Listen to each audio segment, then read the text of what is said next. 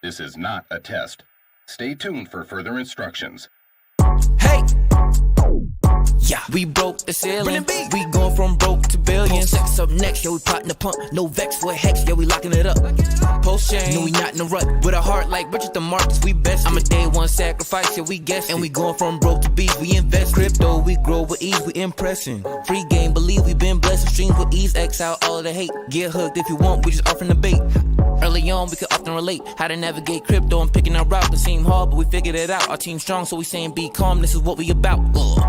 We broke the ceiling. We going from broke to billions. Sex up next, yeah, we plotting the pump. No vex for a hex, yeah, we locking it up. Post chain, no, we not in a rut. With a heart like Richard the Marcus, we best. I'm a day one sacrifice, yeah, we guessed. And we going from broke to bees, we invested. Yeah, we broke the ceiling. We going from broke to billions. Sex up next, yeah. All right, ladies and gentlemen. Welcome to today's live stream. This should be an extremely interesting one. I have the great benefit of having the Recordian team on today to have a conversation to talk about, I think, a really innovative thing that they're building on Pulse Chain. So without further ado, I'll bring up the team here and start off by saying hello, everyone. Thank you all so much for coming on the show, being willing to have a conversation about what you guys are all about. How are y'all doing? Doing all good. Appreciate it. Good. Glad to be here. Yes, sir. It's lit. Right on, guys. Yeah, it's great to talk to you guys. So just before we get going here, a little bit about myself. You know, I've been in the crypto game really heavily since kind of September 2020. That's when I started doing kind of my YouTube channel. And the whole point of me, you know, spending the amount of time I have in the cryptocurrency game is to attempt to find, you know, good investment opportunities, yeah, but understand what interesting things can be built on the blockchain. And when I found out what you guys were doing, I was excited to find out more. I reached out because while we're going to delve into it all, from my understanding, is that you guys seem to be building a music streaming ecosystem on the blockchain. And this is, you know, we've seen other people attempt to do this before, but I'm very excited to find out more about how you guys are, your interpretation of this use case being built on this ecosystem. And guys, there's a lot we want to talk about. I want to talk about a lot of stuff in the news recently. But before we delve into all that, I think it might be worthwhile to just maybe if you can, each of you briefly just intro yourselves and, you know, let the people know who you are. Maybe we would start off with Kemet. Yep, no worries. My name's Kemet. People know me from Majai Cause as well. My Twitter channel. But yeah, been in the crypto industry since around about 2019. Well, before the big Hex payday was footed out of that situation. But yeah, avid Richard Hart fan after that, following all his videos and such.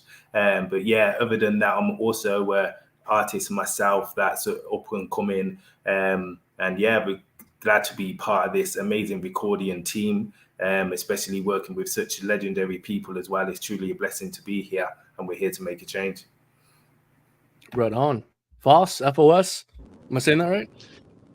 Yeah. What's going on? Yep, this FOSS stands for freedom of speech.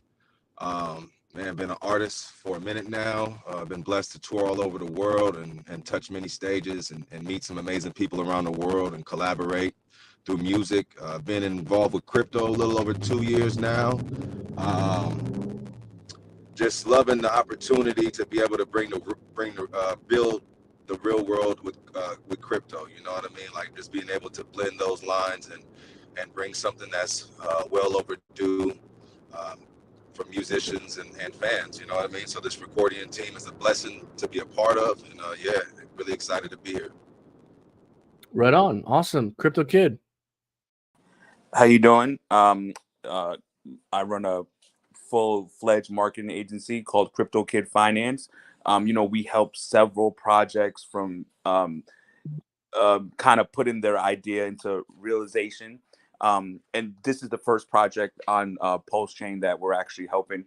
You know, we've helped several projects on Ethereum, Binance Smart Chain, you know, several other chains. However, we kind of seen, you know, what Pulse Chain brings to the table. And we're kind of seeing more project owners kind of developing and building on there. And Recordian was actually the first.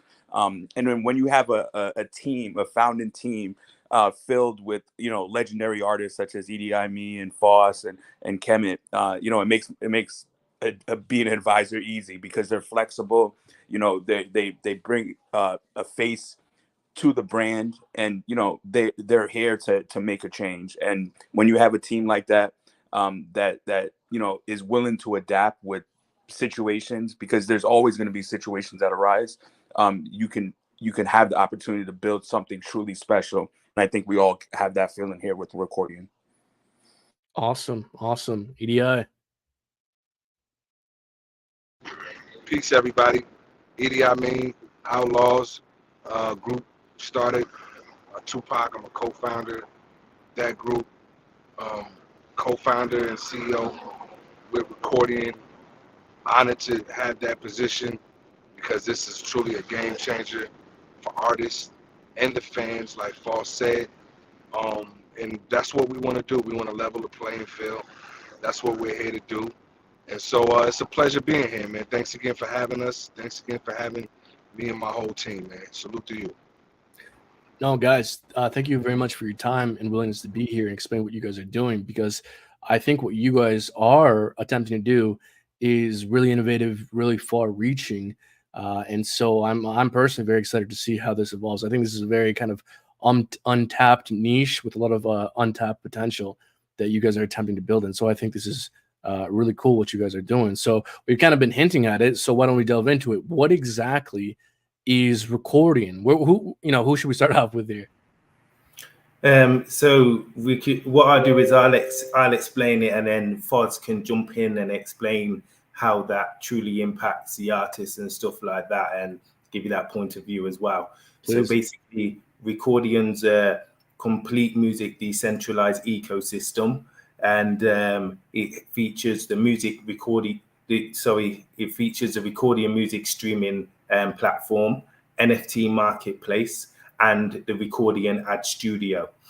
So the Recordian music streaming platform, this is something that's is tremendous to artists out there, and it's going to pave a better future for them, as it gives them full control, as they're able to directly create a profile within the platform and upload their musics directly, cutting out the intermediaries and everything like that. Besides that, it also gives them higher revenue, transparency on that revenue, and immutable smart contracts to make sure that nothing can be altered with that. So when they claim they get their due funds, what they deserve and what they expect from their streams. Not only that, it comes with many other benefits for them as well, and incentives for them to move forward. It also features, which is really innovative, which is our listen to earn incentive. And that there is going to be great for not only mass onboarding, which it will, because it's finally the fans are actually getting a kickback for once, as they're the reason why we as artists even make it. So for them to have a kickback is a great feeling, to know that your fans are supporting you and they're still getting a kickback from that as well. But with that, it also increases artist discovery, which helps new artists being discovered in this digital landscape that we're in as well, which is absolutely amazing. So other than that as well, with their NFT marketplace, this is a fully functional NFT marketplace. We haven't tried to recreate the wheel here. We just made it. We just enhanced it for artists with the features that it has on there. So, for example, if an artist creates an exclusive music NFT, that NFT will be highlighted on their music streaming on the music streaming platform profile. So on their profile page, they will see that NFT highlighted. And that's really important because I say it all the time, like Nas released a big NFT. There were other major artists that released major NFTs. I can confidently say 70% of their fans don't even know those NFTs exist because they don't know what NFTs are. So for artists to utilize that, and it's really a powerful source of income for them, like it takes them back to the glory days of the 90s, but even better, because you're not sharing your profit. So if you get £10 for a CD, that's your money. So literally, like, it being able to create more awareness around that is literally key to what we want to do. So therefore, we will have that feature on our NFT marketplace. Secondly, the main feature, which will come later, will be artists will be able to attach streaming royalties as utilities on the NFTs as well themselves. So fans are able to earn off those future earnings as well, but that will just be dedicated to our streaming platform, not others out there. And also the ad studio, which is absolutely amazing because it gives artists to be able to create affordable campaigns that stream across our music streaming platform, which gives them high engagement as well, because people on that platform are looking for new music to listen to, and it's targeted. It's not like YouTube where the algorithm's got to search and find those people that want to interact with music and stuff like that. It's straight to the people, so it's going to be a powerful incentive to them. And the fact that it's an ecosystem instead of fragmented is a great part as well, because within Web3, they've got to go to one platform for this, one platform for that, one platform for that. They've got to learn a whole load of stuff. So having it as an all-in-one ecosystem is really powerful. But I'll let Foz jump in, and say what that means to an artist as well, how powerful this stuff that I've mentioned means. Please. Yo, so just being an independent artist and understanding the struggles that that we go through to compete with major record labels and whatnot to be seen, the Recordian empowers the artist and puts the control back into the artist's hands. So as an independent artist, if I want to get my music up on the major streaming platforms like Spotify, Apple Music, Tidal, Pandora, the list goes on, I got to go through a distribution company, right? I can't just upload my music directly to Apple. I got to go through like a CD Baby, DistroKid, TuneCore, or if you're fortunate enough, you have a distribution deal, you're signed to a major distribution platform like Empire, Warner, so forth and so on. So, that puts the power into those distribution companies' hands, because if you're uploading music and say they misspell your name or they don't get the title right or whatever, you got to go through a whole chain of events to try to get that removed or get that fixed. Well, the Recordian puts the power into the artist's hand, where if they're independent artists, right, they can upload their music directly to the platform. They can upload their artwork. They can, put the title in how they want to do it. They can see all the streams. They can see the royalties coming back, and it just makes everything streamlined. And it's actually exciting for me as an artist, because I honestly got a little discouraged during the pandemic when I wasn't able to do shows, because we as artists, the show money is the best money. That's when you get the bulk of your loot. And so with the pandemic, everything shut down, and now you're relying on your streams to put food on the table. And you're like, yo, I'm seeing these streams, but the money ain't adding up. Like, what's going on? And so it's very discouraging. And you've heard of artists having to, or doing DoorDash or doing some other shit to make it. And so we wanted to level the playing field and put the power back into the artist's hands. And not only that, man, it's a great tool to be able to tell your fans, yo, I got a new album, it's on the Recordian. But not only that, hey, yo, you're gonna get some kickback for checking out my project. That's a great tool to be able to utilize to be able to promote yourself, and also to be able to run ads on your platform too, directly on the platform. Being able to run ads for your music directly on the platform is a game changer as well. So you literally could drop a record, do a little Canva artwork, you know what I mean, on your phone, put a little single out, upload it to the platform, run ads on it, and start, collecting. That's extremely powerful.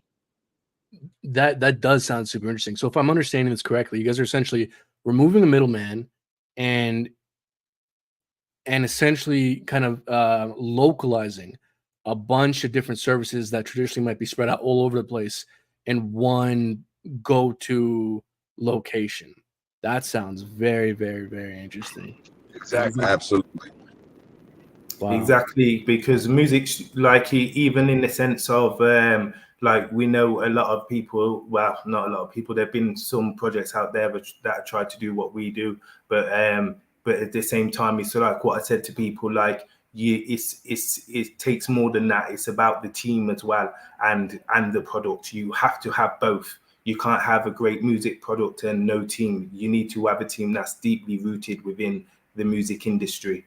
And that's what we have, because it's not about the music industry is in a place where you just pay your way. You have to know how it works to maneuver within that, maneuver within that industry to make things work. That's what makes us different, as our team is a complete powerhouse. Like having multi-plaque winning Foz on our team is great. Having legendary Idi Amin on our team is great. Like, these are co-founders within our project. So we're not like the others where they're advisors and we've got to pay for everything they get. They've opened their books to this whole project and put everything on the table. So Idi Amin's Rolodex is open.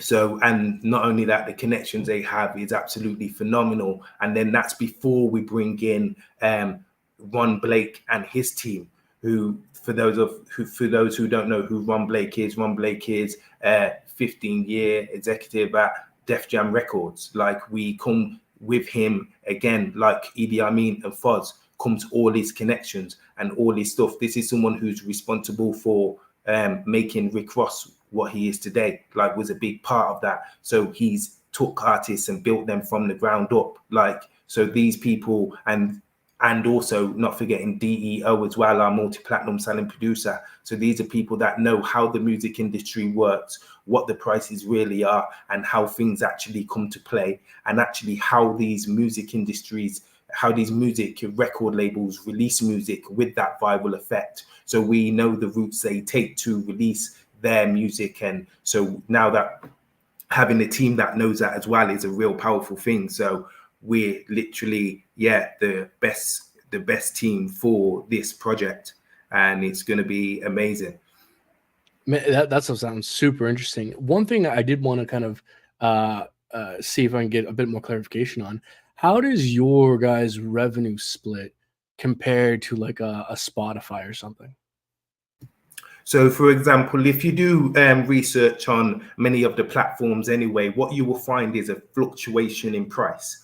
So whenever you research Spotify and stuff like that, you always find the price 0.003 to 0.005. But when you actually dig deeper into that, because of the way their revenue structure is set up to benefit the record labels, distribution people, and the actual major mainstream artists, the independent artists get hit with the 0.003.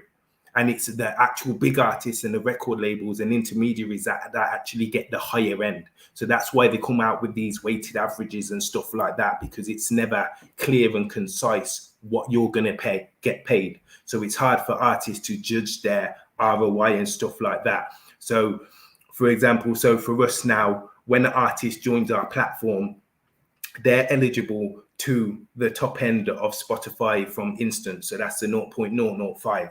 So that's what they will get for any instance. That's immutable, that's transparent. So it's never going to be a fluctuation of price, which is a powerful thing as well, because artists want transparency.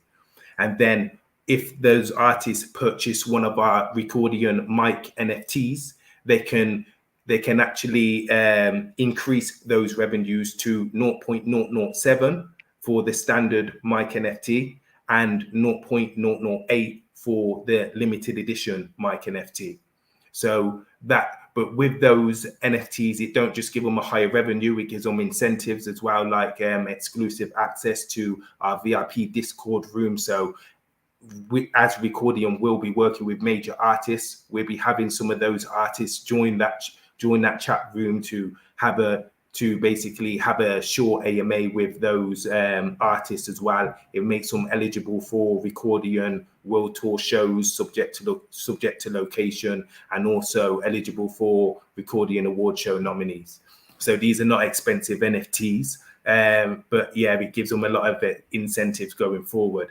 And with our platform as well, like as we move, because obviously Spotify, they've grown in revenue over the years and still not increase their price for artists. That's something that once we actually gain sustainable growth, we will increase those revenue fees as well for those artists. I see. So you're saying now that you guys, I don't want to like pigeonhole you into saying that you're committing, but something that you guys are trying to keep in mind here is staying competitive with kind of Spotify rates, kind of those major Yeah, competitor record rates. definitely. Like a Right. key goal for anything is paving a better future for artists, because those are the ones that put in the extreme work in time and stuff like that. So yeah, like we're all artists ourselves, me, Fuzz and EDI. I'm the up and coming artist that hasn't broke out yet. Fuzz is the breaking into mainstream artist, multi-plaque winning. He's toured all around the world. EDI means legendary, so we've seen all the hypes. So we actually know the trials and tribulations that artists face every day. So that was the kind of ambition when building this whole project and drove us to the utilities that we actually have on board. Yeah, that's super interesting. And just to solidify it here for the audience. So not only are we removing a middleman with not having to partner with some label and splitting revenue there, but already you're using Recordian eligible for rates that are at the top end of other popular competitors. So that alone seems like it's opening the door for the artists to get a much greater share of the revenue compared to kind of some of the other options out there. So we've kind of been touching on some of this, but could you guys maybe expand and maybe we can get everyone's take on this, on some of the problems that we're facing currently within the music industry and how you guys want to see the music industry involve and maybe how you guys are addressing some of those problems. And I know we kind of already touched on it, but do you guys think we can maybe expand on that idea? I don't know if EDI, Crypto Finance, Crypto Kid Finance, if you want to jump in there as well. Fuzz would be great for that one. Fuzz, yeah. No, actually, you know what? I want to let y'all listen to Edie. I want you guys to hear a perspective from someone who is absolutely legendary in this space. You know, going down in the Hall of Fame. So let's have him share his thoughts. Please.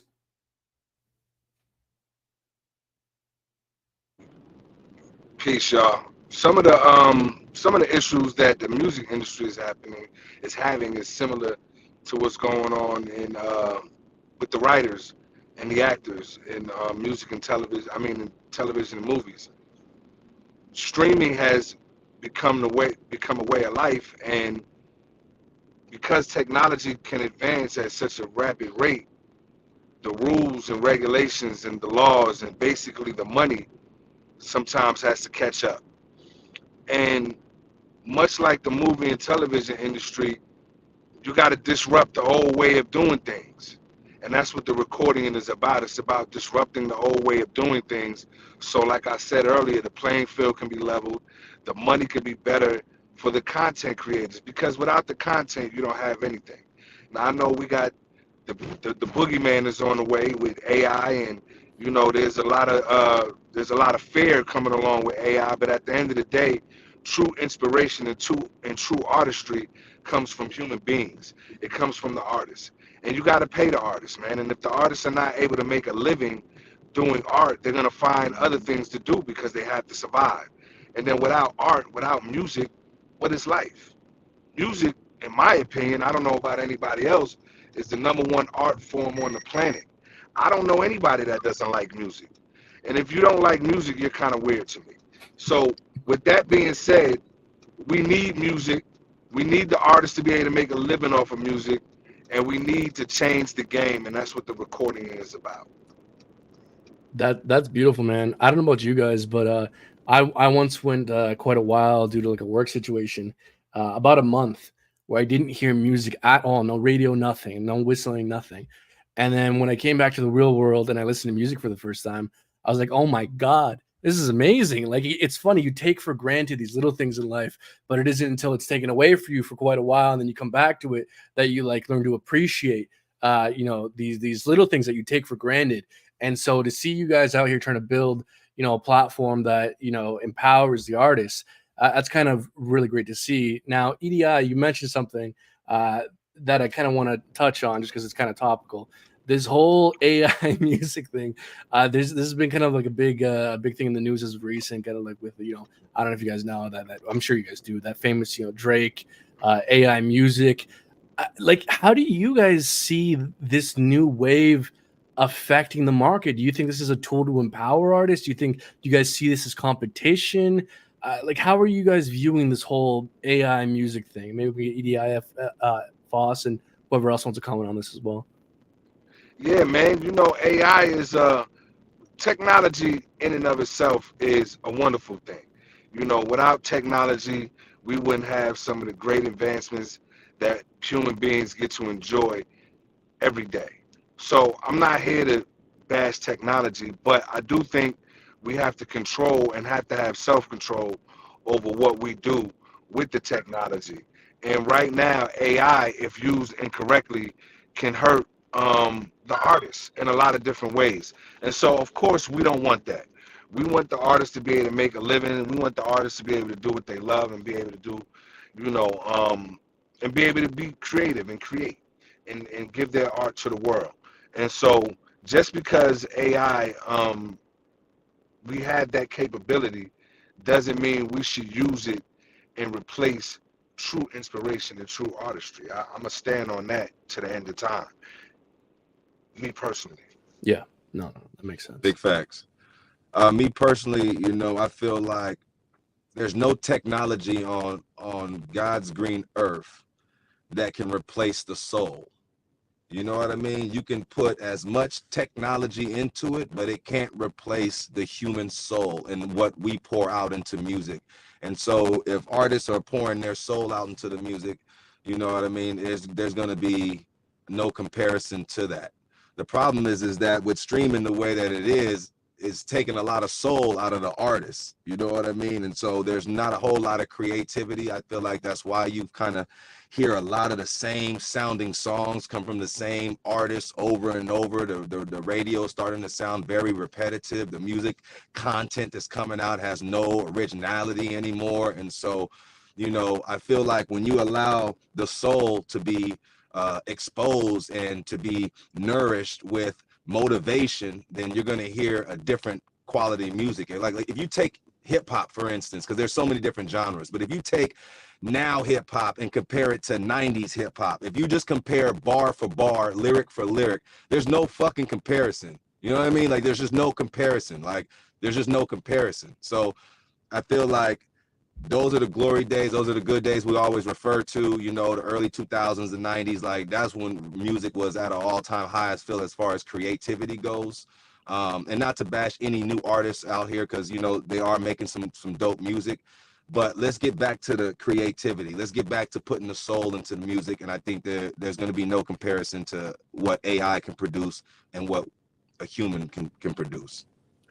That you brought up a lot of great points there. One thing I kind of want to build on is the fact that, you know, you're not alone, man, in saying that, of course, there's tons of great artists putting out tons of great stuff all the time, of course. But I think most people would admit that a lot of the stuff we hear today fucking goddamn sounds the same. Like, I know for myself, obviously there's a, you know, handful of artists who are putting out great stuff, but goddamn, man, like I haven't heard a major kind of new sound since like 2018, 2017.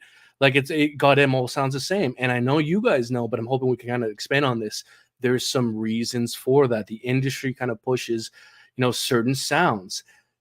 But, and I'm sure you guys might agree with this, maybe we can expand on this idea.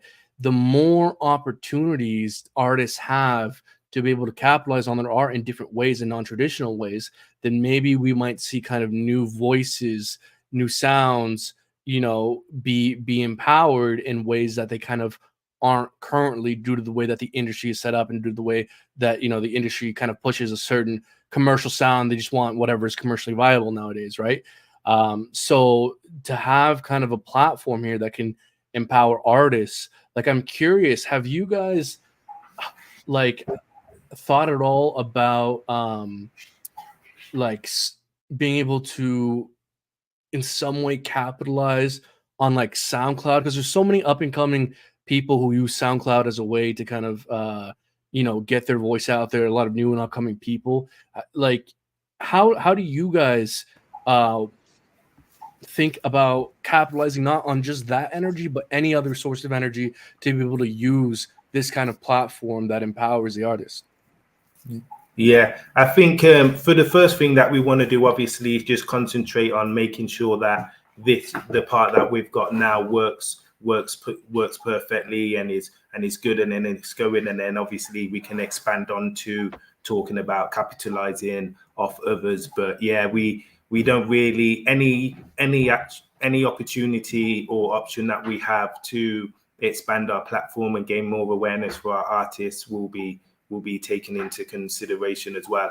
And just to touch back what you were talking about before about the 90s and how that music, like a lot of people have the opinion like that was like the glory days when it was a lot better and stuff like that. And now it's come to the point where people are literally releasing the same kind of music and stuff like that. As an artist like myself, who's like not had no major awareness in the game like that and been trying to break himself out. When it comes to me now, I have a complete different sound to other people with my Jamaican culture. I mix a lot of the reggae and the rap kind of thing, well, more dancehall and the rap within that. But it's like even the message, what people want to bring and stuff like that, other people have different messages.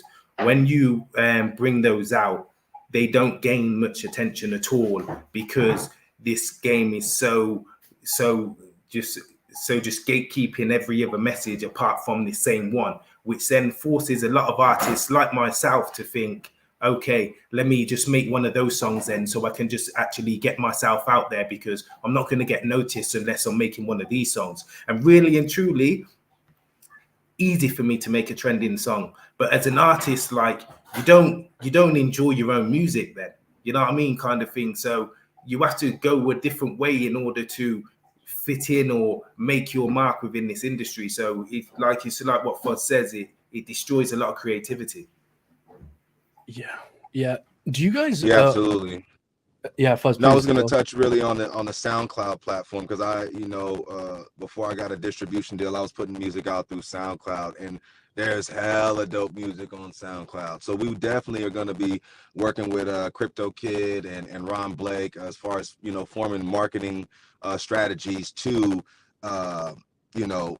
encourage those SoundCloud artists, like, yo, this is not a better way, but this is an opportunity for you to start earning some real revenue from your streams and sharing the Recordian platform. Because, man, if you get on SoundCloud, you'll find some dope music and you'll be like, yo, why isn't this out? And they have no desire to put it out because of all the,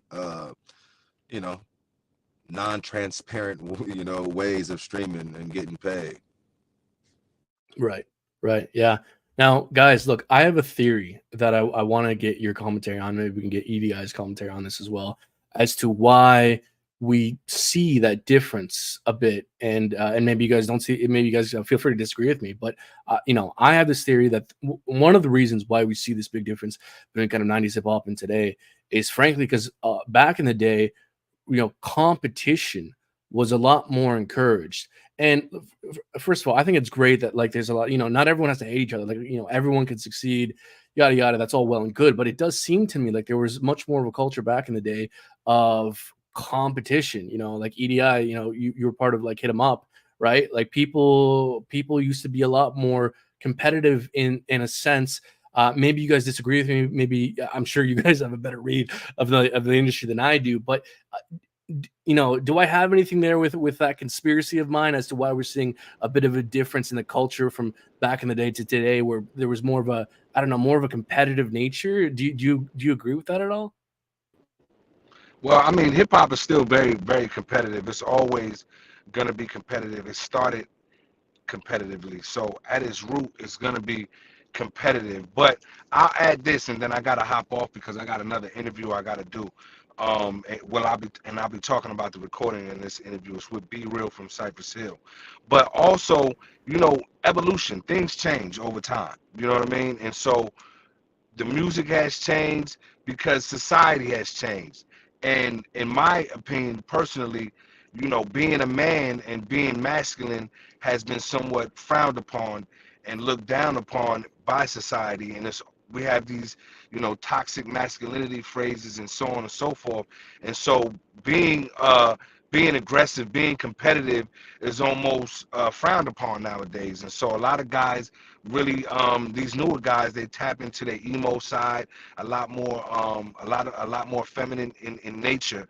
And I think that's just because they want that approval that society gives out to men that are not threatening, and men that seem safe, and in an effort for hip hop to be massively consumed, it has diluted itself in a lot of different ways from the hardcore nature that was prevalent in the 90s. So I attribute it to all of those things. Yes, you're right in a way.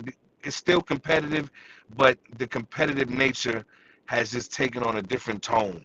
And it is what it is, man. Like I said, it's evolution. There's still a lot of great hip hop out there, and Recordian will be doing our best to make sure that great hip hop that we all know and love is at the forefront and not kind of pushed to the side as an afterthought. That's awesome, man. No, I completely agree. There's still great music being made all the And just time. before you go, Edie, as well, can you break down like what you're actually going to do next? Because you kind of skirted it over there, but it's a big thing what you're actually doing. Oh, I'm about to do an interview on Be Real TV. He has his own platform that he's been doing for years. I'm actually right outside pulled up. They're waiting for me to come inside. And then I'm also going to do an interview for allhiphop.com. That's so awesome. Yeah, I'm working, baby. We working out here, man. Yeah. Recording. Let's go. And you mean Be Real from Cypress Hill, yeah? What'd you say? You said Cypress Hill, yeah? From Cypress Hill. Be Real. Yeah, Be Real from Cypress Hill. This is his platform. Yeah, man. Legendary. That's awesome. That's awesome. Yeah, man. Hopefully I can get him a Recordian hat, man, and get a picture. You know what I'm saying? Yo, that'd be dope. That'd be dope. All right. Let's do it. Yeah. All right, man. Y'all have a good one. Peace to everybody out there checking in, man. One love. Thank you for your time, man. Thanks a lot, man. Peace. Man, so guys, this is some very interesting stuff so far.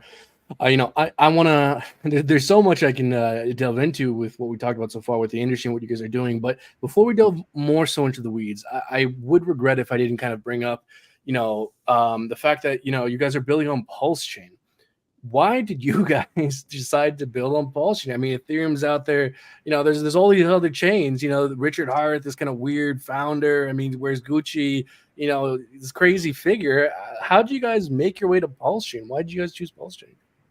That there is start of me of days and days and days of literally like constantly just talking about Pulse Chain to my co-founders and team. So basically, I followed Richard Hart for a long time. Ever since Hex Payday, I got footed out of not going into it at the beginning due to the influencers at that time and stuff like that. But great lesson to learn anyway. Managed to look into him a lot more, follow him and stuff like that. And I actually heard about Pulse Chain after the sacrifice. But when I heard about it, I goes, this is someone like I know actually wants to do good. Like he has the same ethos that we have. We're trying to change the lives of artists. He's trying to change the lives of people investing in crypto and giving them an actual route to financial freedom. So carrying those ethics was a big part of it as well. But yeah, so from when I found out that Pulse Chain was a thing, I was constantly updating my team. Like if this launches the same time as us, we have to go on this blockchain. We are early. Like look at the history of blockchain. Like all the videos I was watching, I was coming back and just updating the team and constantly until it got to the point where they agreed. Like it was seeing the test net themselves, the developers seeing the test net and actually coming back to us like this blockchain is a beast. Like so it's like all those things then just solidified it, and we definitely wanted to launch on Pulse Chain. It was great as well because I bring in Foz because literally when the Highest of Stakes trailer was like one of the first times Foz seen Richard Hart himself. So I got him to watch the trailer and kind of give me his basically a review of what he actually thought of him, like seeing him first off instance and stuff like that. Obviously, because most of my talks with the team was really about Pulse Chain as well, like how great it's going to be and stuff like that, regardless of the founder, even though I believe he is great anyway. But yeah, Foz, you want to jump in and let them know what your first impressions of Richard Hart was from an outside position, even being newest to crypto? Yeah, man. I got the vibes like, yo, he was like an artist, you know what I mean? Just super cocky, flashy, and that's kind of like what you do when you're on the artist side, just promoting yourself. And I was just like, yo, this dude gets it, you know what I mean? Like, you got to look like a million if you're talking like a million, you know what I'm saying? If you're trying to get people behind you.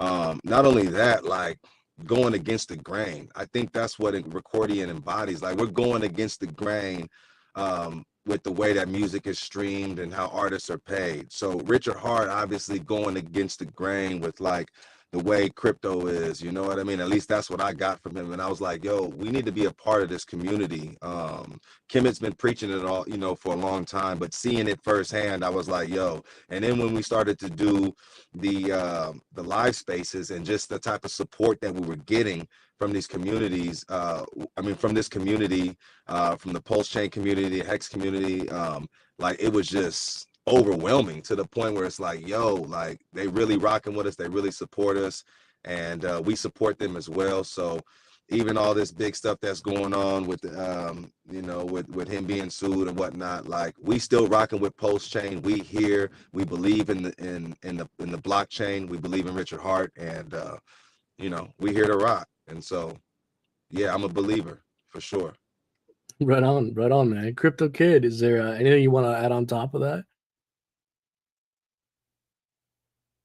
Yeah, no, absolutely.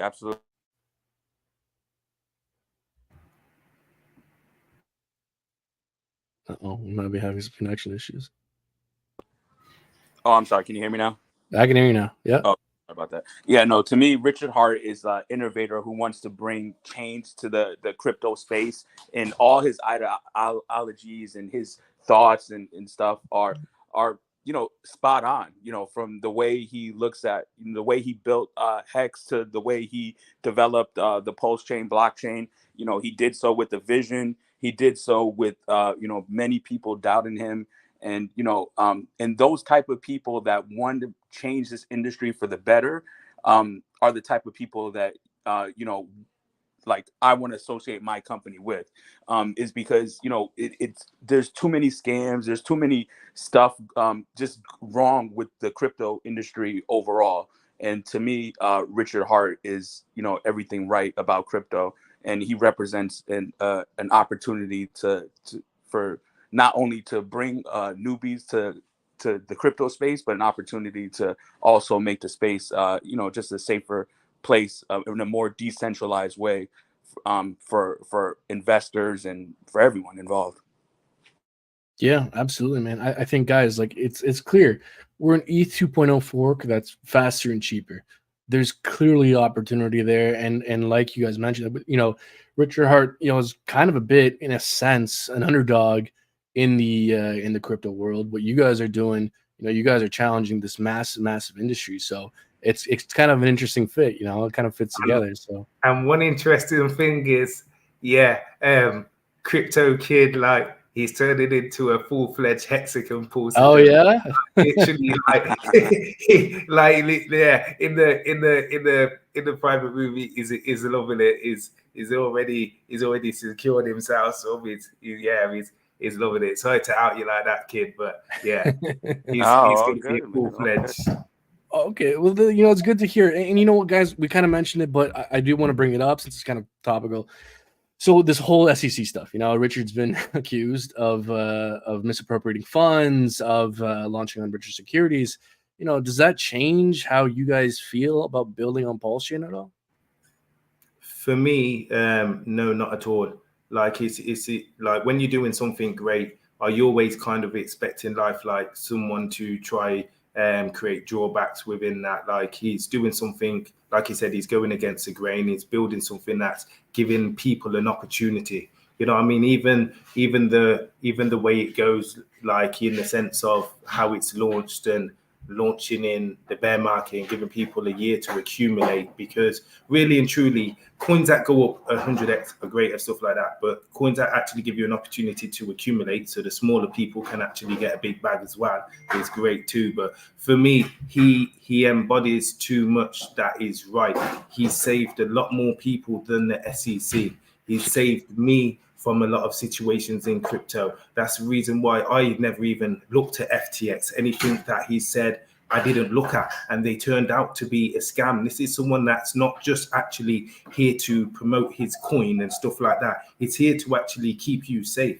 The Hex community, like, that's where I learned my security from. And this is from the ethos that he actually put out. Like, I don't see this guy as disingenuous whatsoever. It don't even make sense. And to bring up these charges against him, they just seem frivolous, like misappropriation of funds when he's already retired before we even touched crypto. It's like, this is someone who's heavily calculated in what he does. Like, it's crazy. But it's like what I said and like what we said in our post as well. This isn't just a fight on Richard. It's a fight against all DeFi.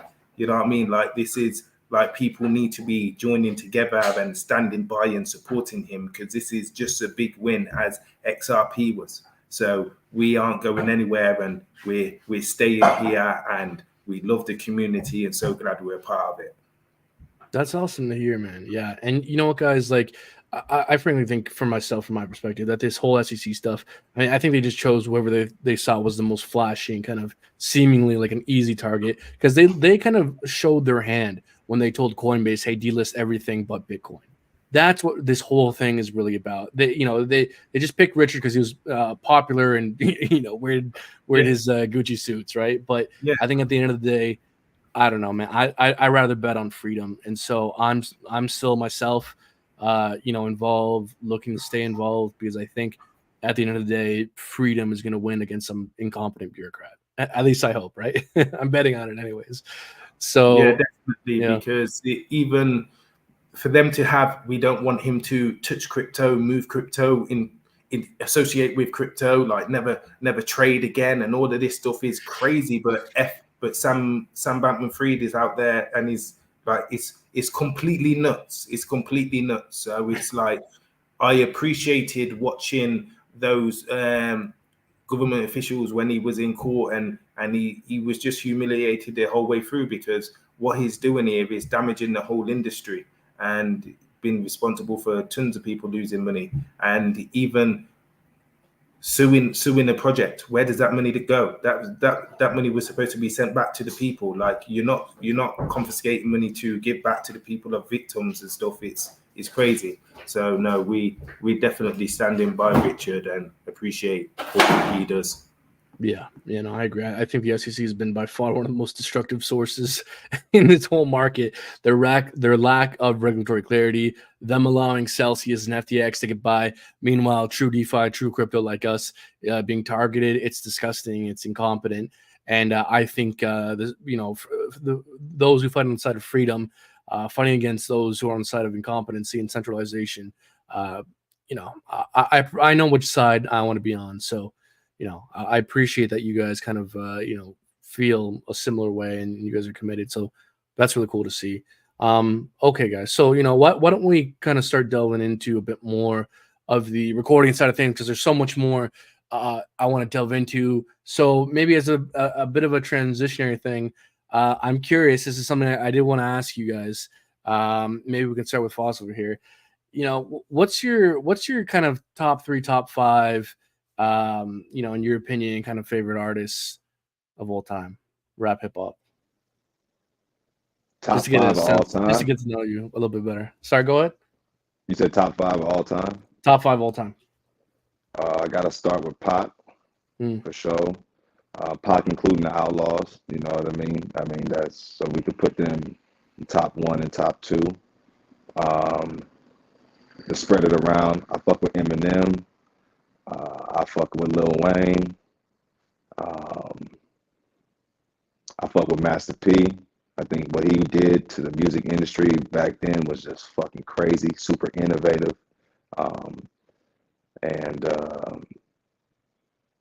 I fuck with E40. I fuck with Too Short. That's probably more than 5. You know what I'm saying? Like the list goes on. I'm just a fan of music. You know, I grew up. I grew up in a church. My grandmother's a choir director. I played the saxophone all throughout school, high school. You know what I mean? Like I just, as well as playing sports. So it's just like, you know, music is part of me. I speak music. I don't speak any other language but music, and so it's hard for me to narrow down my top 5. But hopefully that's good enough. What about Kevin? I want to ask you the same question. Yeah, so if it like when people ask me this question, I kind of look at it like if I had to pick 5 artists I wanted to be in my group kind of thing, like, and I'm a person I love lyrics and stuff like that, but like probably a different generation. Like my top 5 is definitely going to be Pac. Gonna have to bring him back for that. Definitely going to be Pun. Definitely going to have Styles P in there. Jadakiss, and who my 5th one be? Lil Wayne. Yeah. So and that's not no particular order as well, because Lil Wayne would have been way higher. Okay. How about in terms of today? Who do you guys see out there that you think is being innovative, putting out kind of good music? Like who do you guys kind of look up to today? I mean, I think the Migos, you got to give credit to Offset, to Takeoff. You know what I'm saying? Like, it's like, man, you know what I mean? Like Quavo, like all the niggas, man, like the Migos sound right now, I think has like changed a lot of other artists to want to mimic them. So when you do that, when you come in and you change the game and you get people to start changing their delivery to kind of sound like you definitely get credit. So the Migos, all 3 of them, they dope in their individual right too, because it's another thing to be a dope group. But then if you listen to Quavo individually, Takeoff individually, Offset individually, rest in peace, Takeoff, like, you know, them cats have definitely changed the game. So I fuck with the Migos. I like what Lil Baby's doing right now. I love what the females are doing right now. I love what Meg Thee Stallion doing, Cardi B, Nicki.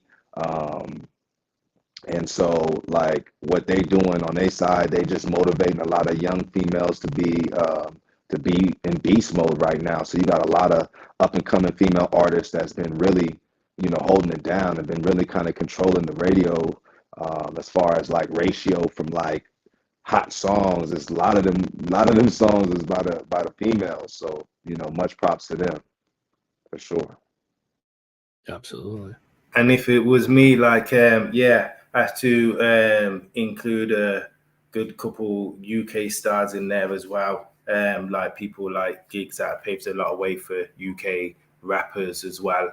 Out there, people like Gets, that are legendary artists over here. If you guys don't know who they are, please check them out.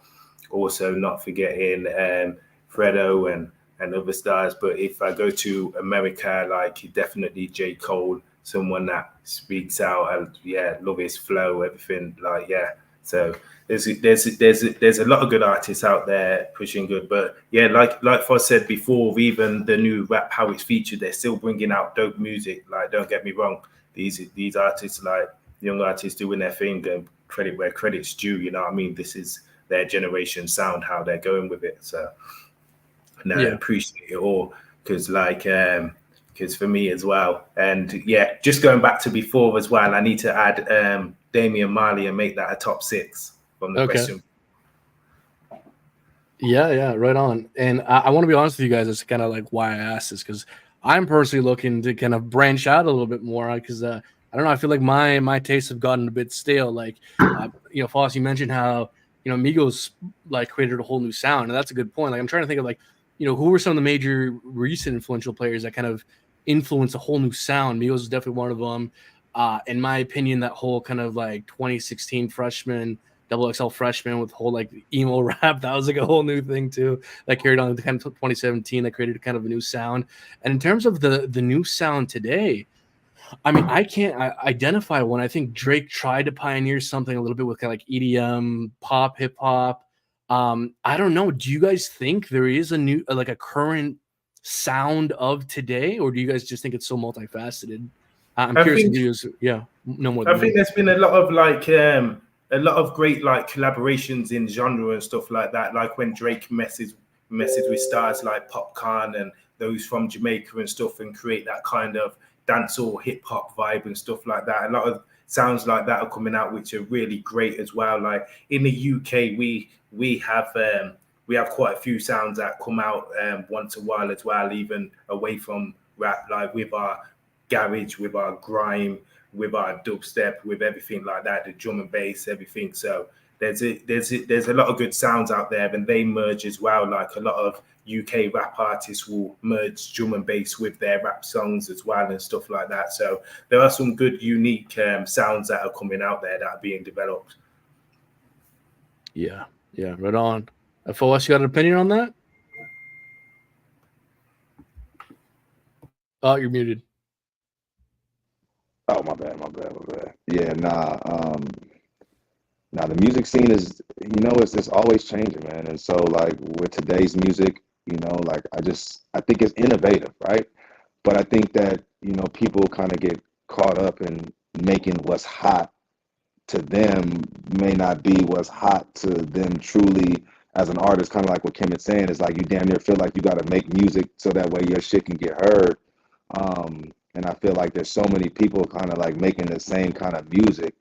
It's starting to make people feel like there's no creativity, but there is a lot of creativity behind all of the copycats or the songs that are sounding the same. So I definitely want to, make sure that people know that, like, I fuck with all different eras of music and everything. It's just that, I would just like to see a little bit more originality coming out and just being a little bit more out of the box, blending different sounds and different artists. And, there are some artists that are currently doing that. Me, for one, I pride myself on being an international hip hop artist. I blend songs in English and Vietnamese, or English with Spanish, or English with, Tagalog, or, a lot of other languages around the world, and so I think that, the more that people are stepping outside the box, the more creativity will emerge, for sure. Definitely. And Hablas that's, español?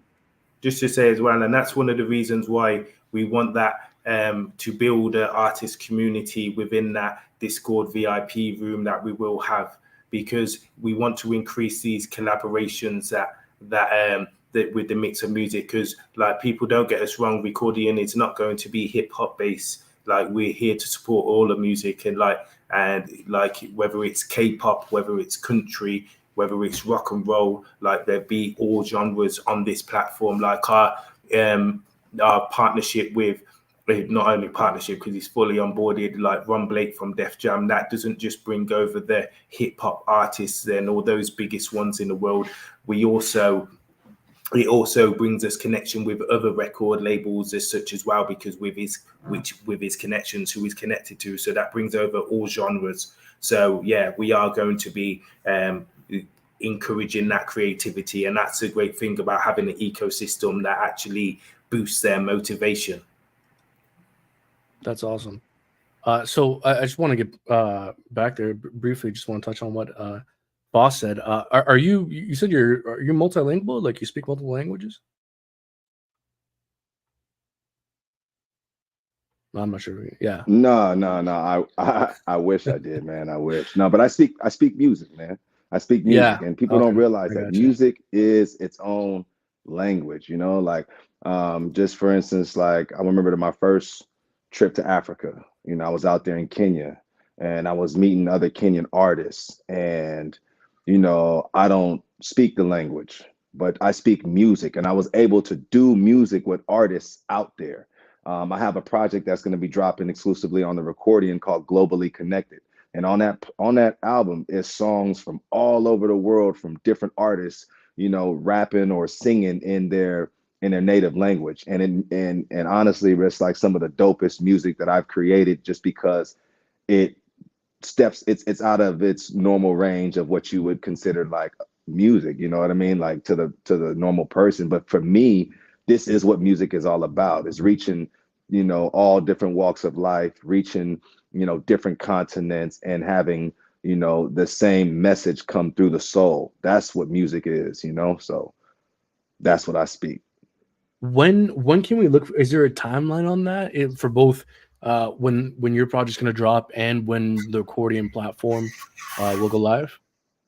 So the Yeah, man, Recordian the platform. project. Oh, sorry. Go ahead, Kim. It's all good. Yeah, sorry, bro. As well. Yeah, so the Recordian platform will drop before the actual launch. We want to have our ecosystem out before we launch. So that's looking to drop shortly. With the launch as well, we do aim to try launch by end of September, beginning of October. But also we do want to make sure that this project is like meets Pulse Chain community expectations in terms of not just being immutable and stuff like that, but being obviously a good working product, because obviously going through the audits and making sure everything's tested fully is what's needed before you deploy those immutable contracts. So yeah, we do aim for that time date, but like I say, we're not going to be one of those projects where you don't get updates from us or questions are answered. We will update people as we go along. We won't be one of those things where people are like, okay, a week after week, what's going on with the audit? We will be transparent all the way through, because launching this product and making it actual perfectly working or flawless, like Richard Hart says, is key, because it's going to help with the mass onboarding.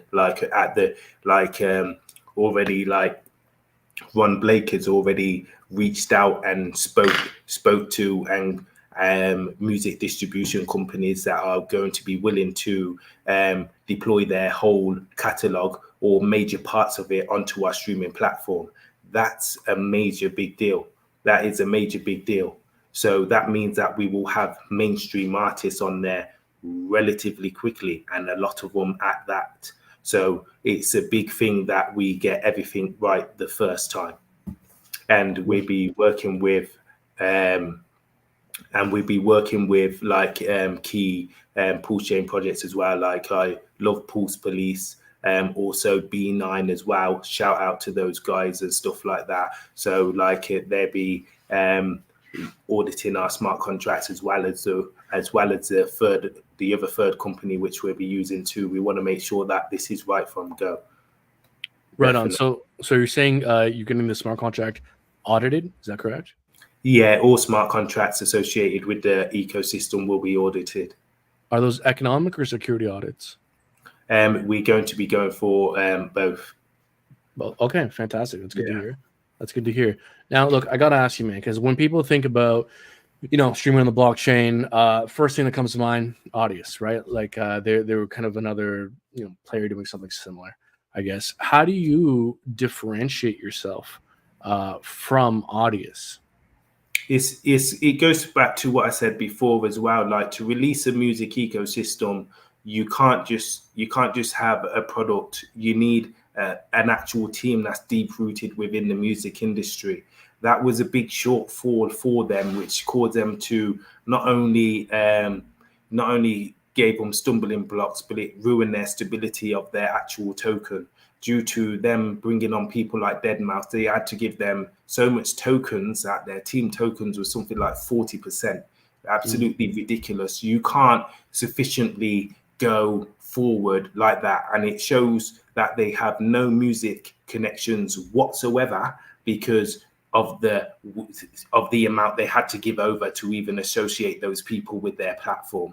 That's the difference. Like, having Foz and EDI and Ron Blake on this platform and DEO as well is like truly tremendous. Not just advisors. These guys are full-fledged, working all the time to make this successful. Like right now, EDI means talking with Cypress Hill about the Recordian. The next straight after that, he goes to hiphop.com, a big platform, again, we'll be talking about Recordian. Like this is like, to get this sort of stuff from advisors, you have to pay for every step they do. Like, these guys are full-fledged, giving their heart out for this project, opening their whole Rolodex and everything. That totally separates us apart from Audius, and same as that as well. In terms of their actual platform, like, having an ecosystem is also what separates us. Like, that ad studio is so powerful for artists to be able to advertise their product, their work across the streaming platform. Having an NFT marketplace where they can create exclusive NFTs that actually are highlighted on their music streaming profile is a powerful thing. Like, we are completely different because we provide all the tools for artists to go forward. And not only that, everything what we do is in aim of gaining their awareness. So, like, through our connection with Ron Blake and Idi Amin, like Ron Blake and his team, like, these are people that put on shows with major artists, like the biggest artists that are out there. They put on shows with them all the time, sell them out. Like, that is a big deal for our artists to be on the stage with those mainstream artists on the Recordian World Tours. Not only is it great for them, it's great for Recordian, for branding, and Pulse Chain branding as well. And like we've seen, Binance just did that with 160,000 people. Recordian has way more access and resources and tools to do that 10 times over what they just did, with way more ease, because of the connections we have within the music industry.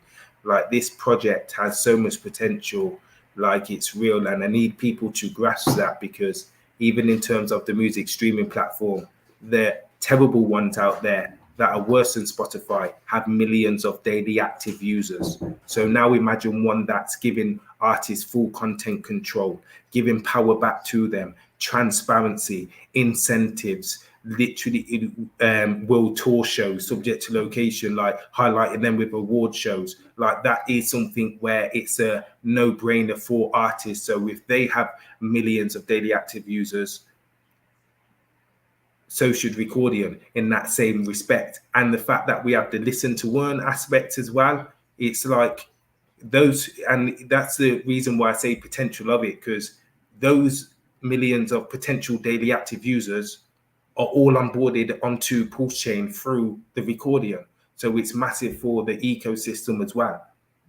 So yeah, it's literally, we are completely in another league compared to what's been out there previously, and that might have been according to the kind of innovation that was out that time. But it's like, yeah, we are here to literally make a change for artists and pave a better future for them. Man, I appreciate that answer. I think that was very in-depth, very thoughtful. Before I keep asking more here, I wanted to see if Crypto Kid Finance, if you have anything you want to add on top. I saw you were in the green room for a minute there. Sorry, man. Is there anything there you kind of want to build on? Yeah, no problem, Brandon. Absolutely. Now, Brandon, if your voice doesn't sound as good as like Edie Me or Foss or Kemet, and you just like to listen to music like myself, um, uh, you will earn Pulse Chain rewards for simply doing something that we all love to do. And what better way to DCA into Pulse Chain, especially at these current prices, than to get free Pulse Chain tokens sent to you every month, for doing something that you normally do, that people love to do anyways.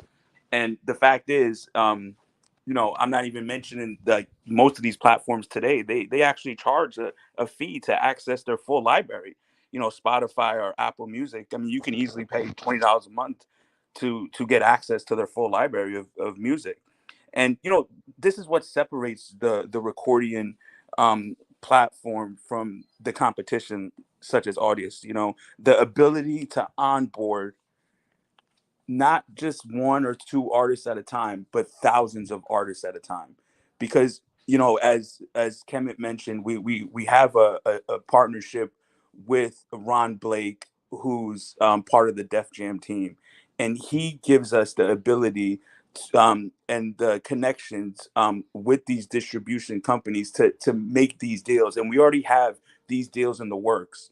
And we're talking about these distribution companies that have thousands of artists, and for us to have that content in our library is what will separate us from the competition, because we're talking about content that is not just hip hop. Is all forms of different genres and different artists, and so we will have that separation from other competitions with the ability to onboard just thousands of artists at a time. Man, that sounds super interesting. Now, I want to touch on something you mentioned there. You said there's the ability to earn Pulse Chain. Could you explain that a bit further? Does that kind of incorporate the token, the tokenomics? Maybe expand on that a little bit more. Yeah, so the tokenomics is great for Pulse Chain, because all rewards, from the listen to earn rewards and artist rewards, will be paid in Pulse Chain tokens. So per stream for the artists and per stream for the listeners, they will earn points, and then upon claiming, they will be converted and airdropped as Pulse Chain tokens into their wallet. Reason why we wanted to do that is because, first of all, we know what Pulse Chain is. So it's going to be something where, upon learning about, they may also want to just hold. Secondly as well, it's always going to have major liquidity, which is key as well. But upon educating artists, which we will be doing, we expect a lot of those will hold as well. So that's a great, but not only that, it's a great buy pressure for Pulse Chain, because the amount of awards what we have the potential of handing out is absolutely immense in that aspect.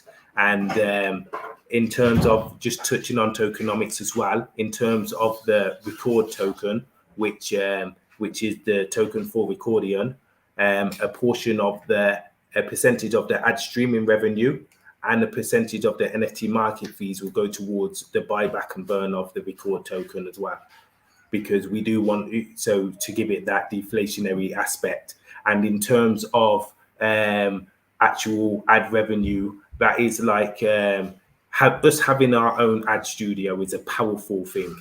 It's a powerful thing in terms of what the other DSP ad studios make. Even a small percentage of that is a major buyback, in the sense of the potential what this could do. So it's got the potential to be major deflationary in that aspect with the buy and burns. Is the record token inflationary, deflationary? Could you explain the tokenomics of the record token? Yes, I can. So there's a 3 billion total supply,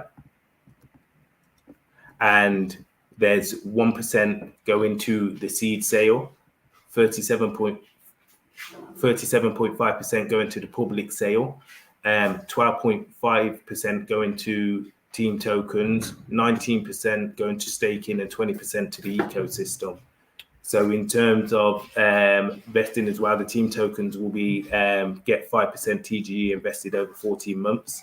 The staking and the staking platform will have the staking percentage will have 1 month's cliff invested over 12 months, and the ecosystem will have 1 month's cliff vested over 24 months. Do you imagine implementing locked or liquid staking? Say that again, sorry. Do you imagine having like locked staking, similar to Hex, where once you're staked, you can't unstake until your terms end? Or do you imagine having liquid staking, where it's like you can stake your record token and take it out whenever you want? Yeah, it's gonna be locked. You can do the emergency end state, but there will be a penalty that goes with that. It won't be a relatively okay. So it will be locked. Yeah. So there'll be and that will be in dates of 3 months, 6 months, 9 months, and 12 months. Interesting. Okay. Now, so you also mentioned that people could earn Pulse Chain. Could you explain who earns the Pulse Chain and where that Pulse Chain is coming from? So, the Pulse Chain, that's the listen to earn rewards. So those that buy the Recordian headphone NFTs that gain access to the listen to earn rewards, they earn points, and those points will then be redeemed as PLS tokens. Oh wow. Okay, so you're saying that if you own the NFT, then you can be that NFT earns points, and those points are converted to Pulse Chain. Where does that Pulse Chain come from? So that Pulse Chain comes from the smart contract will I can't go too into it too deep because I'm not there, not too a dev in that aspect.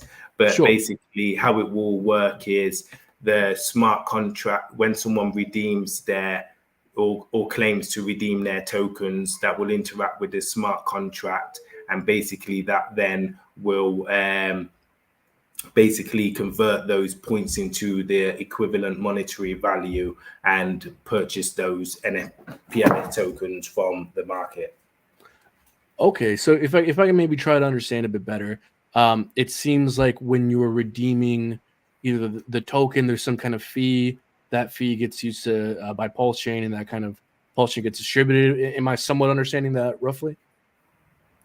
Yeah. Okay, all right, And interesting. yeah, and this will be broken down and explained as we go forward as well. I got you. Okay. Documentation. So there seems to be, in terms of just to understand this ecosystem here, there seems to be the music streaming platform, NFT marketplace, and kind of like a background ad terminal, and then on top of that we have the record token and NFTs. Could you explain, the further utility of the token, further utility of the NFTs? Like, how can the record token be used? How does that, interact in the ecosystem? And how do the NFTs get used? How does the NFTs interact in the ecosystem? So literally with the token, you can use it to purchase in-app features. You can use it to purchase the token, to purchase NFTs as well on the NFT marketplace, as all Recordian tokens like the microphone, the headphone tokens, they will be purchased with the record token itself. And then obviously for trading as well, and you can also stake it on the platform. The NFTs, like I said, it's a fully functional NFT marketplace. So it's not just for artists. Anyone can go in there, create collections, create general JPEG NFTs as such like that. But the only thing is, like, for when an artist creates a exclusive music NFT, if you actually purchase that NFT, you can listen to it on the platform exclusively. So obviously no one else will be able to listen to that song on the platform because it's exclusive to you because you bought the NFT.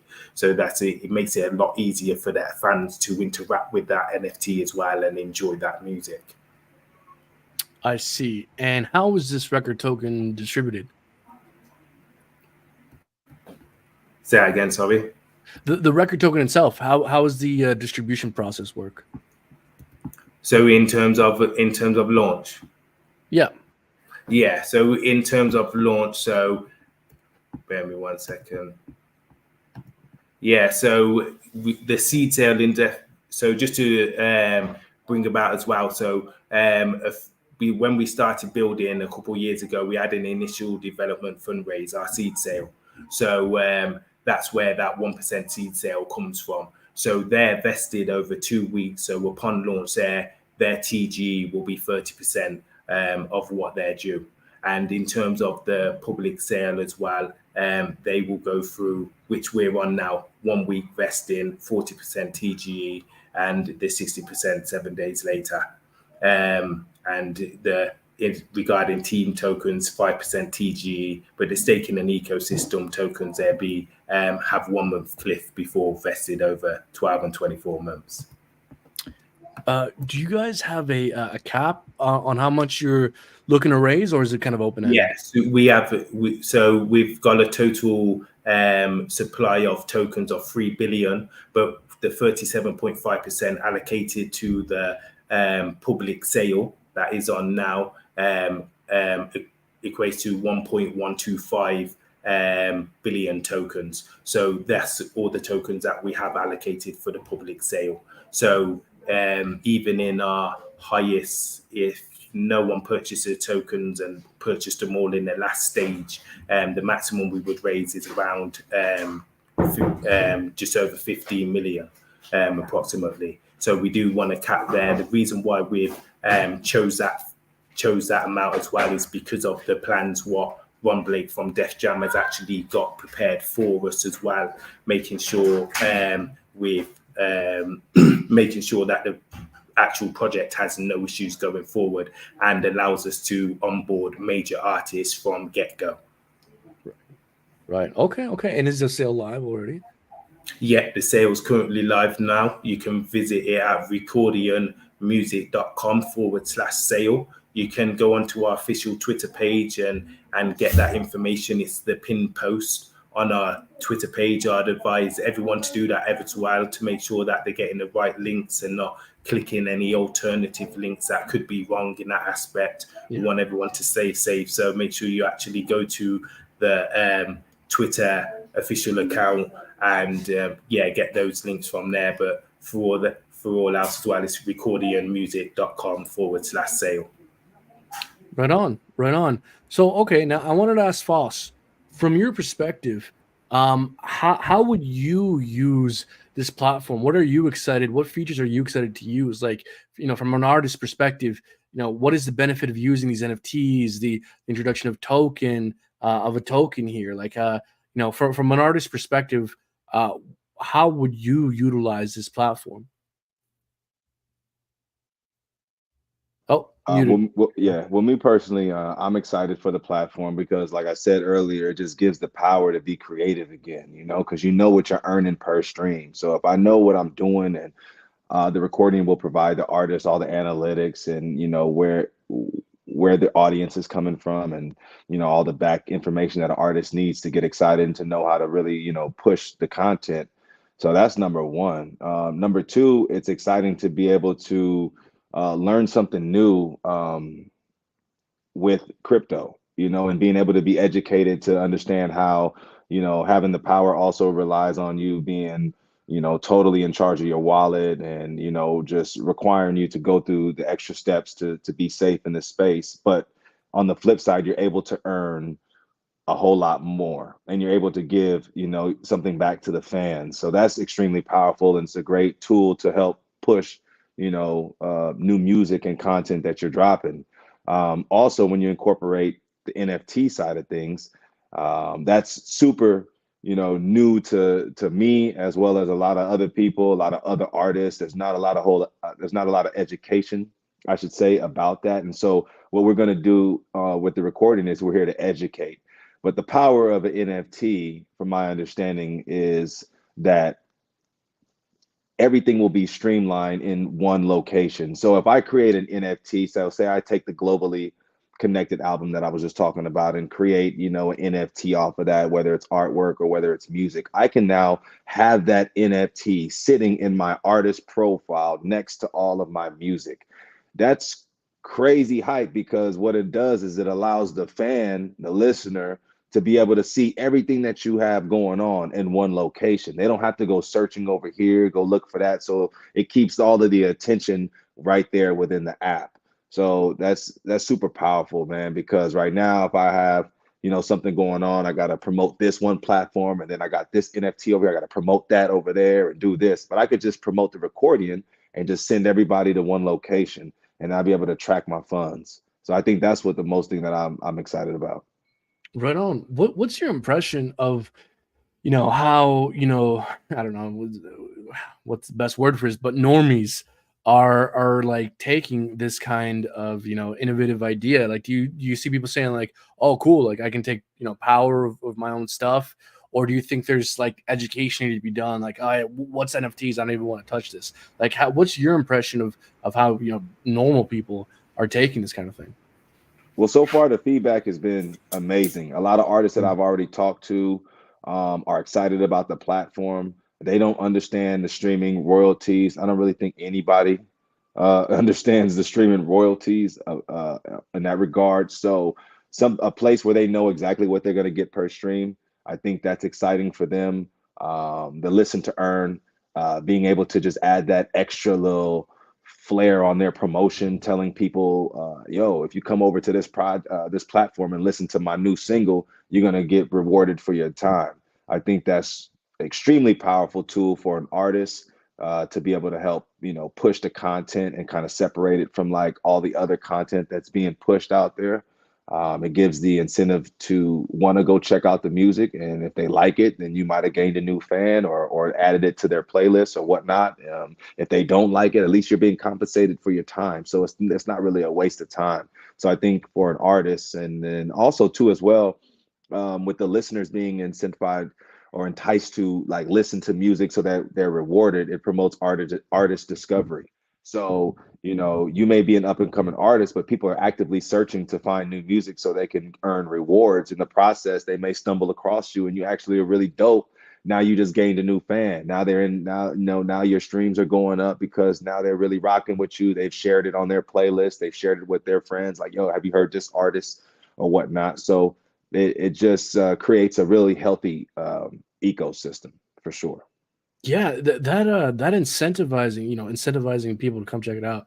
That's a really kind of novel idea, and I'm interested to understand a bit more practically how that works. Like, who's eligible to earn this? Do you have to hold the record token?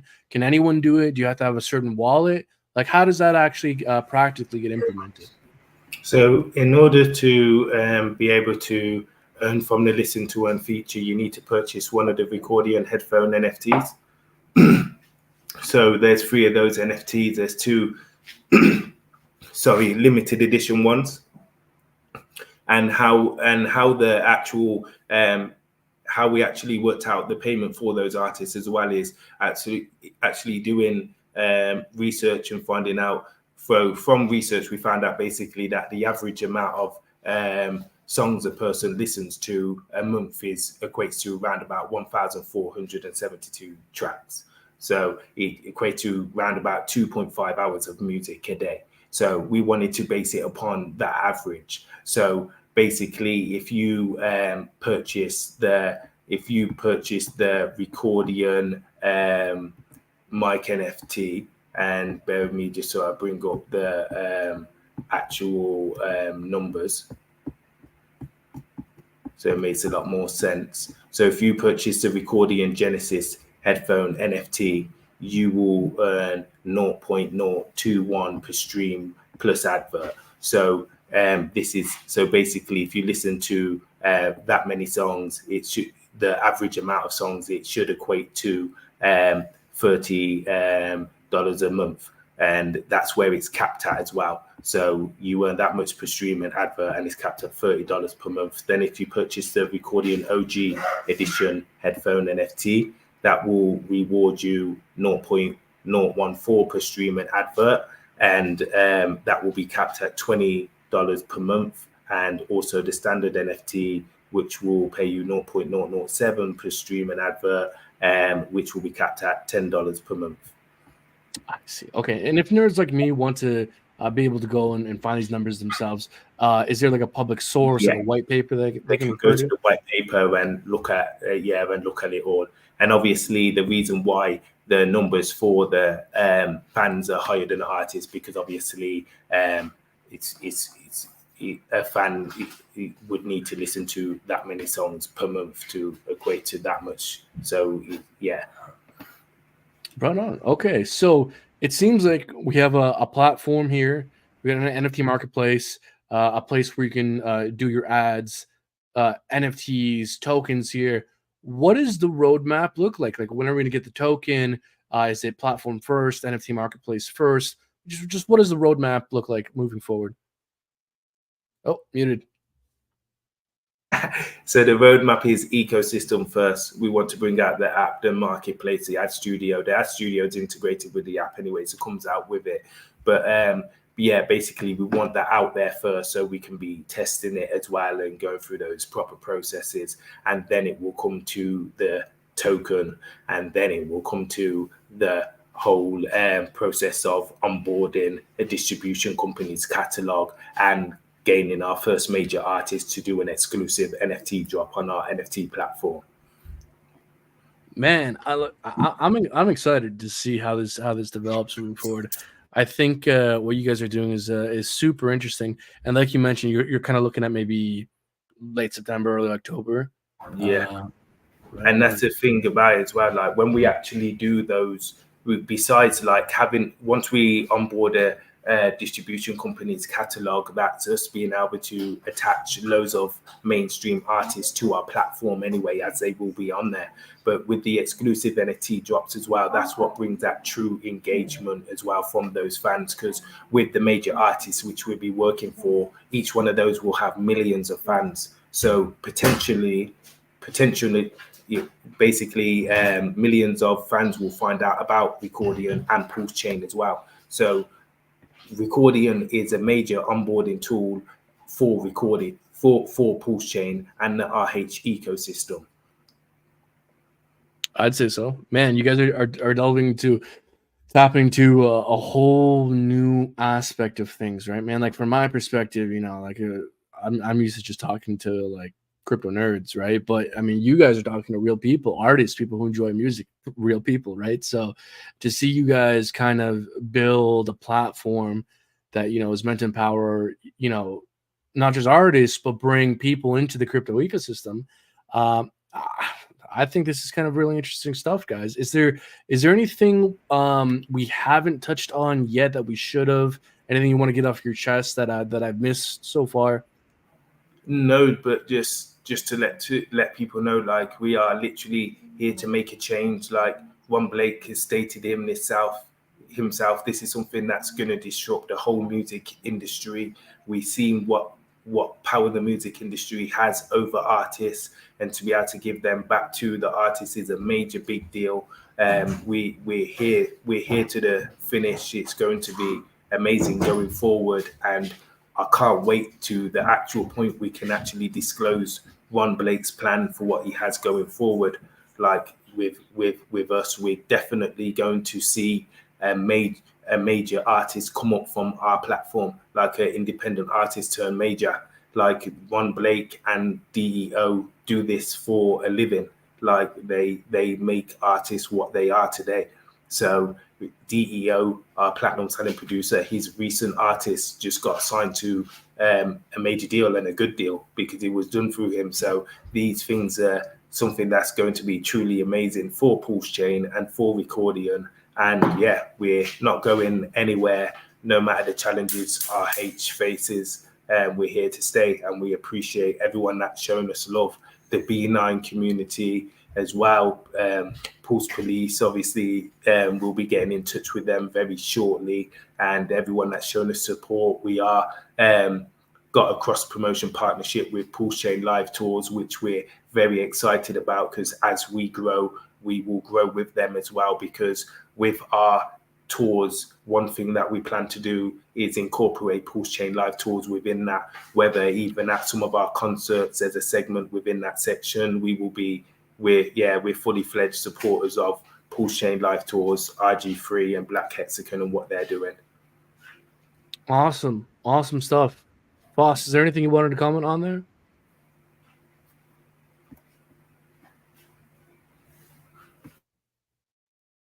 Oh, muted. You on mute, bro. Oh, sorry about that. I was getting some messages from my producer. That was DEO. I was getting some messages about studio time tomorrow. No, Nice. I think we touched on a lot, and I know it's, you know, out the gate it's kind of overwhelming, but if you read the white paper, you check out the website, a lot of things will make sense. So you can just kind of read that at your speed, and just stay tuned. Stay tuned for a lot more connections. Stay tuned for a lot more amazing announcements. Stay tuned for the Recordian. Stay tuned for us, you know, launching on Pulse Chain. You know, stay tuned. Go watch Highest of Stakes. You know what I mean? Like, really step your game up and get familiar with Pulse Chain. Get familiar with Recordian. We're here for the long haul. You know, me and Edie been putting our face on everything, so we're fully doxxed. We here. We ain't on no bullshit. And we're really trying to make this space safe for, you know, artists as well as new people in the crypto. Yeah, absolutely. Yeah, and look, just to build on what you said as well, you know, sometimes when we're kind of just talking about things, new innovative things on a conceptual level, it might be hard to kind of you know, conceptualize this. You know, some people are visual learners, some people are audio learners, that kind of stuff. I left the link for the white paper in the comments. I'll also leave a link for you guys' websites down in the description below. So I encourage you guys to go check them out, do your own research.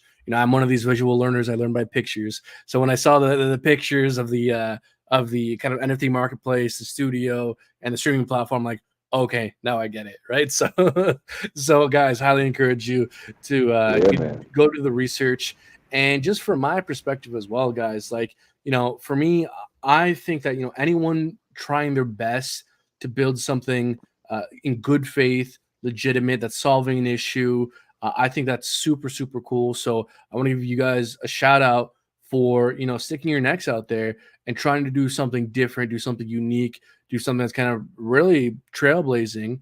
And, that's going to not just empower, artists, but your audience, and bring people into crypto, bringing volume, bring notoriety to Pulse Chain, tapping a whole different audience. Because, so many times in crypto, it's just the same 5 nerds talking to each other over and over again.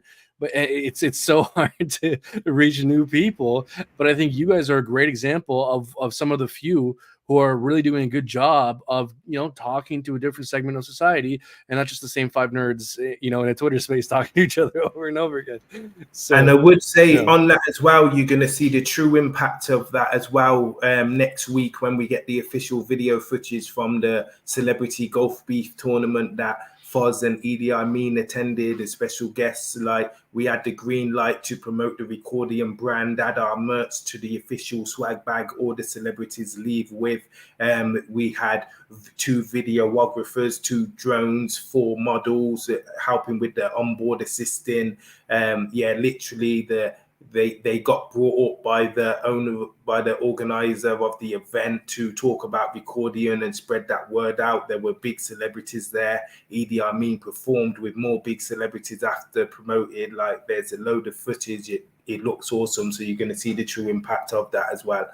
And for those who don't know as well, make sure you check out Crypto Commandments, our official song as well, because I have to shout that out, because so proud of that. My first time recording a song with Edie, someone from the UK as well, who grew up listening to Tupac and the Outlaws. Like, it's a major moment for myself. Also, don't forget, Foz is going to be bringing out an exclusive, amazing album for the Recordian. It's going to be amazing. Like, he's got some dope tracks. Like he said, he's worked with artists all over the world. He's got some amazing songs coming, and maybe no expectations, but maybe there might be a Kemet freestyle video coming out as well in support of Pulse Chain and Richard Hart and what he's going through. So we'll see.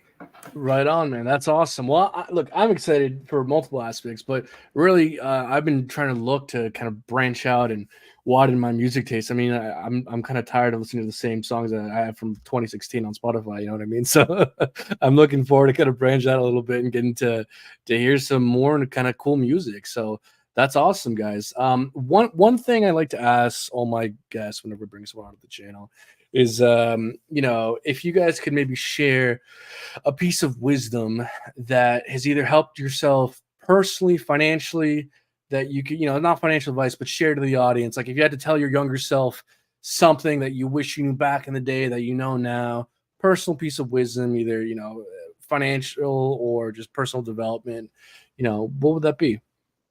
For me, is something I pride myself on is just be the change that you want to see, right? It starts with you. It always, like in Michael Jackson, it starts with the man in the mirror, right? Like, no, real shit though. If you want to see change, it has to start within. And then when people start to see that you walk a little different, you talk a little different, you carry yourself differently, the change the trend seems to follow. So if you're trying to make an impact in this world, be that change first and let other people follow suit. That's awesome. Yeah, definitely. And for me as well, it would just be, don't give up and pursue your dreams. Anything can happen. Because, like, for me, I never thought I'd even be having any conversation with the likes of Foz and Idi Amin. So to be in this moment I'm truly grateful for. Like, even recording that track, because it was produced by Platinum Salim DEO. the amount of music production knowledge that I learned from Foz, Edie Amin, and DEO was amazing. Like just that one track has turned me into a better artist due to my understanding of how things should be. Like when it comes to mastering the song, when it comes to, you know what I mean, how you should be laying things down and stuff like that. Like there is, so much education that can be poured out there. And that's one thing what we're going to be pushing forward as our priority is education. We're not just educating people with how to use the ecosystem. We won't just be partnering with other Hex communities and ourselves partnering with other not Hex communities as well, but like other security communities within the Pulse Chain community, like B9 and all, and these groups and Hex security to help people understand how to stay safe in crypto, but educating people on how the music industry works. That's key. We want artists to be able to break into the mainstream from our platform. So educating them on how the music industry is, educating on them how to improve their music production is key. And having founders like Edie Amin and Foz that will come in and have those VCs with those artists to give them this key information, have people like DEO and Ron Blake to come in and talk to them about music production, how it should sound, what these record labels look for, how to know if you're on the right tracks, like what the best move is for your next step in your music career. Like these are things that are crazy important. I would have loved that as an artist when I was growing up, to be able to just, okay, cool, I've got a little issue here. Oh, that's fine. Let me just join the weekly Recordian VC and talk to Foz and ask him directly. You know what I mean? If Foz can't answer me, go to DEO and get the answer sent to me in a DM. You know, like that sort of thing is powerful. Because, like I said, I've learned so much off one track. So the amount of knowledge that these guys can pour out to other artists to maximize their potential is unreal. So we definitely want to be pushing that forward, and that information is so valuable. It's unreal. That's awesome, man. That's great stuff. Look, guys, where can people find you guys? Plug your stuff. So literally find us at recordianmusic.com. Find us at our official Twitter as well, Recordian_music. Yeah, man, we're here. We're very active. Check out our Telegram as well. The Recordian. Yeah, man, we're here. We're always active. We're always on Twitter. We're trying to make sure we're active parts in this ecosystem, not just for ourselves, but for the whole of the RH ecosystem as well. We're not ones that are against any projects. We believe that projects and project founders should be supporting one another. When we do Recordian tours and festivals, and you see thousands of people there surrounded by Recordian and pulsechain.com banners, they may research Recordian first. And I say this all the time, they may research pulsechain.com first. So doing that, they may find a different project because they're more interested in investing in these other types of projects, whether it be finance, and instead of investing in us, they invest in Hex. It's all great for the ecosystem. And that's one thing that we are always going to push. Like, we appreciate Tetra reaching out to us. Like, we appreciate all the support that we've got from everyone. So yeah, man, like, we're all gonna thrive together. That's the main objective here, and bring mass on board into Pulse Chain and make it a successful blockchain, which is destined to be. Boss, you got anything you want to add there? Great statements, by the way, Kevin. No, I think that's it, man. Just tap in with us. Tap in with us. Let's make a change. Right on. Yeah. Look, guys, for me, people like to overcomplicate things, but at the end of the day, crypto is just about, financial empowerment and financial freedom. And it seems that's what you guys are trying to do with your platform. And it seems like there's a great kind of cohesive opportunity here. So I'm personally excited to see, you guys evolve. I'm looking forward to using, streaming the app, and maybe going to a concert one day. Guys, to come to Canada. Everyone ignores Canada. Just maybe just one tour date. You know what I mean? Just No, Yeah, man. Nah, I've been to Canada a couple of times. I've toured Oh, yeah? out there and did shows in Calgary and Edmonton, and yeah, I've been out that way. So for Okay, sure, right on. for sure. Shout out No, all the Canadian artists out that way, man. Yeah. like USA, Canada, like they're major targets for us as well. Anyway, so yeah, you'll definitely see us out there, and you'll definitely see us back here as well, because we appreciate everyone that shows us support from the beginning all the way through. So no, you reaching out to us is a big thing, and we appreciate that, to allow us to get our message out, because we are here for a good cause. The same as Richard Hart as well. Ours is just focused on artists. And as artists ourselves, this is something that we truly care about. It's not just something that we're building because we had an innovative idea. This is something that we are building ourselves because we suffered the same things what these artists are going through. Yeah, man, absolutely. And guys, look, we're going against we're getting close to 2 hours here. So I just want to say I really appreciate you guys for coming here, being willing to, explain what you guys are about, being so generous with your time. So, that was super cool. I was excited to kind of talk to you guys because when I heard what you guys are about, I'm like, I understand the potential here. This is a really cool idea, guys. And I'm super interested to see how you guys evolve moving forward. And like I said, man, I think this was an interesting live stream. I think it's worth a rewatch. Everyone do your own research. Check out all their links left in the comments and in the description below. And yeah, unless you guys have anything else left to say, we can wrap it up here. No, all I'd like to say though is that literally we plan on working with many big artists. So no expectations, but if the day comes when we have a big artist come through one of our Twitter spaces, it's people like you that have supported us. And there's a long list, but it's people like you guys that will be invited to be as a speaker in that space as well, because we appreciate all you guys. Like I said, like we ever show appreciation. People might hear me say it too much and stuff like that, get bored of it, but yeah, we definitely humble guys that appreciate all the love. So yeah, man. Yeah, well, right on. Guys, this was a great conversation. I want to thank you guys, thank the audience. Everyone, like and subscribe, click all the buttons. And until next time, folks, everyone take care.